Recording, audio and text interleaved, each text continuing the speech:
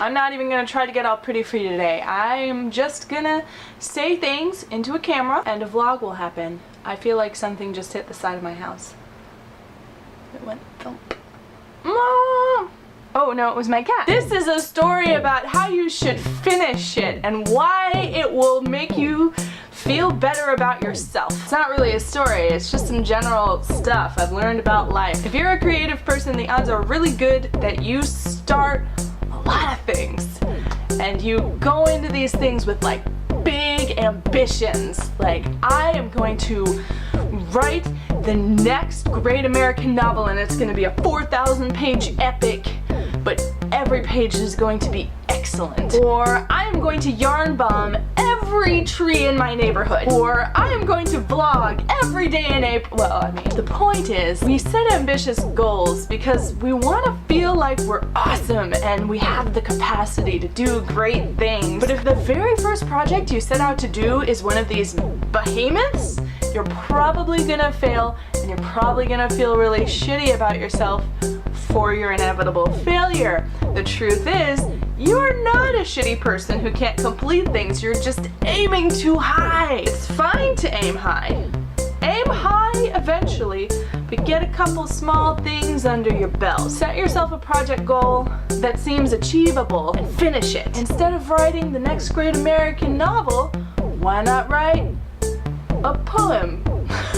And not like an epic like the Odyssey, but like take one page of notebook paper and write until it's full. Or if you're not a poet, write a short story. And then you've got something that's finished. You're like, hey, I did that. Maybe you can go in and tweak it and make it all nice and pretty and type it up, and your one-page story is something you finished. So now you can put that in your little bank of shit I finished and move on. I really believe that finishing something is the first step to believing that doing the bigger stuff is possible. If you're a knitter or a crocheter, you probably have a lot of what the crafting world calls WIPs, works in progress. A few years ago, I went through all my works in progress and I was like, I either need to finish this week or I need to throw it out. And I threw out a lot of crap that I looked at and was like, I don't have any desire to finish this at all. But then there was some stuff that I had been wanting to work on. I was just putting off and putting off and putting off, so I finished it. Going through that project purge was really awesome because at the end I had this blank slate. Whatever I start next,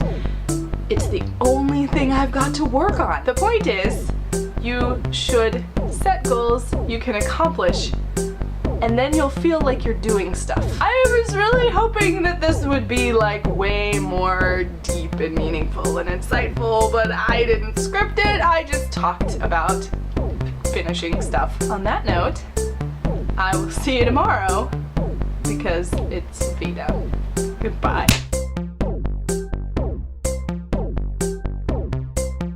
Oh, this is a story of a guy named Al who lived in the sewer with his hamster pal who was... No, that is not it at all.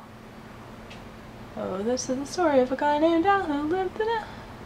Yeah, who lived in a sewer with his hamster pal, but the sanitation workers didn't really approve, so he packed up his accordion and had to move to a city in Ohio where he lived in a tree, and he worked in a nasal decongestant factory, and he played on the company bowling team, and every single night he had a strange recurring dream that he was wearing lederhosen and a vat of sour cream, but that's really not important to the story. Well, the very next year he met a dental hygienist with a spatula tattooed on her arm, but he didn't keep in touch, and he lost her number, and he got himself a job on a tater tot farm, and he spent his life savings on a split level cave 20 miles below the surface of the earth, and he really makes a mighty fine jelly bean and pickle sandwich for what it's worth.